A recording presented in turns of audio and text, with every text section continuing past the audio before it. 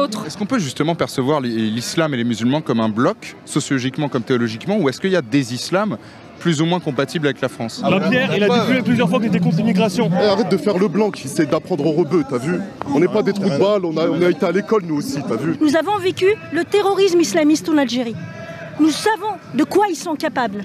Nous savons de quoi ils sont capables. Éventrer des femmes pour tuer des fœtus, voilà de quoi ils étaient capables. Est-ce que ça n'est pas une richesse d'avoir plein de civilisations différentes, avec ces cultures différentes, ces musiques différentes, ces langues différentes, ces façons de se vêtir différentes? Est-ce que ce n'est pas une richesse qui va disparaître si on accepte cette mondialisation? Je vais mettre les pieds dans le plat. Est-ce que d'après vous, il existe un lobby sioniste en France?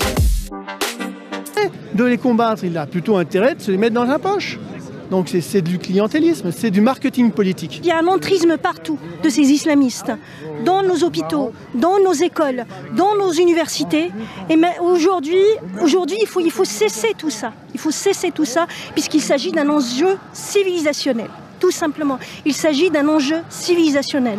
Est-ce qu'on veut poursuivre dans une civilisation, sur une terre accueillante, ouverte, qui accueille tout le monde, qui intègre tout le monde, dont le socle des valeurs est extrêmement important pour que tout le monde puisse vivre dans la paix et dans l'harmonie, et que les islamistes aujourd'hui veulent abattre. Et ça, on se refuse, on le refuse, et tout le monde, tous les Français, j'en appelle à tous les Français de refuser ça, Voilà. Nous ne sommes pas déconner avec ça, c'est trop dangereux. Alors je précise, à la manifestation se sont greffés énormément de groupes antifa qui nous tournent autour depuis tout à l'heure. Le service d'ordre a dû intervenir à plusieurs reprises. Vous avez vu en début de manifestation notre ami John de la Quotidienne être frappé par un de ces 10 antifa. C'est la raison pour laquelle on se met un petit peu sur le côté et qu'on continue à conduire les interviews. Mettons déjà les choses en place. Comment s'est fait, soi-disant, l'Union européenne? C'est que une volonté qui émane de qui? Les États-Unis. L'Union européenne n'a aucun poids, elle n'a aucun avenir. Elle a été vraiment installée pour que notre civilisation soit anéantie.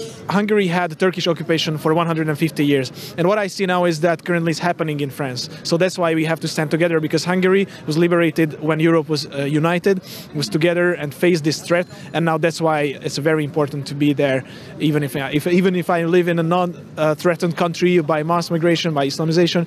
But still, if one falls, all fall. So that's why we have to defend France as well.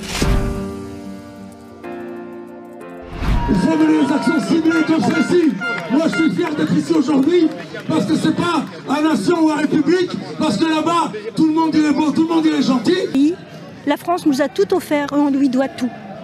Et on ne veut pas que la France connaisse les heures noires que la Kabylie ou l'Afrique du Nord a connues depuis 14 siècles. Ça fait plus de 14 siècles maintenant que l'Afrique du Nord s'islamise de plus en plus, un obscurantisme qui s'installe, un asservissement des peuples, et on ne veut pas de ça. Donc on veut défendre avec vous la France, puisque la France c'est notre patrie. Voilà. La stratégie